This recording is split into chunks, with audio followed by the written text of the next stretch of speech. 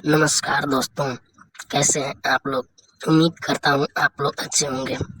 आज मैं फिर से हाजिर हूँ आप लोगों के बीच एक और कहानी के साथ। इस कहानी का शीर्षक है किसान और सांप। तो आइए सुनते हैं। एक गांव में एक किसान रहता था। उसकी सारी जमीन पिछले 2-3 सालों से सूखे की मार झेल रही थी और वो पूरी तरह सूख चुकी थी।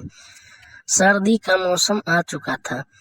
किसान पेड़ के नीचे आराम कर रहा था। शाम हो चुकी थी। तभी उसकी नजर एक पास के बिल पर गई। वहां एक सांप अपना फन उठाए बैठा था। किसान के मन में एक बात आई कि यह सांप तो सालों से यहाँ रहता होगा, लेकिन मैंने इसकी कभी पूजा नहीं की और शायद यही वजह है कि मेरी सारी जमीन सूख चुकी है। किसान ने ठान लिया कि मैं हर रोज सांप की पूजा किया करूंगा।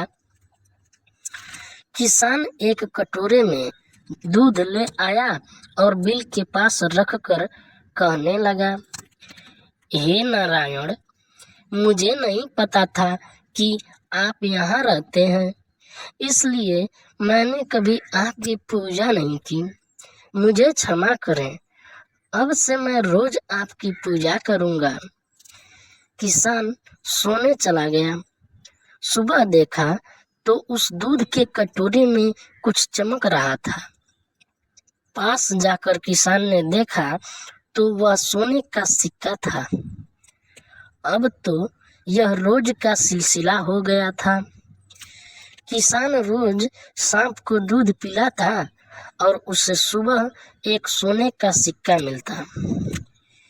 एक दिन किसान को किसी काम से दूसरे गांव जाना पड़ा, तो उसने अपने बेटे को रोज सांप को दूध पिलाने को कहा। किसान के बेटे ने वैसा ही किया। अगली सुबह उसे भी सोने का सिक्का मिला।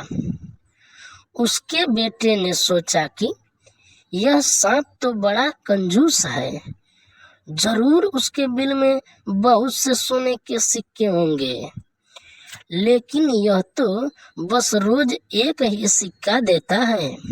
अगर मैं इसको मार दूं तो मुझे सारा का सारा सोना मिल जाएगा।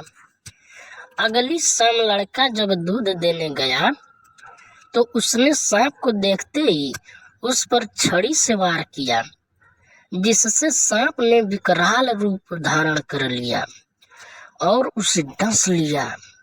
जख्मी सांप उसके बाद अपनी बिल में चला गया। किसान के रिश्तेदारों ने उसके बेटे का अंतिम संस्कार कर दिया।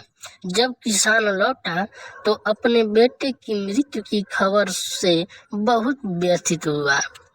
उसे सांप पर भी बहुत क्रोध आया, लेकिन सांप ने उसे सारी सच्चाई बताई।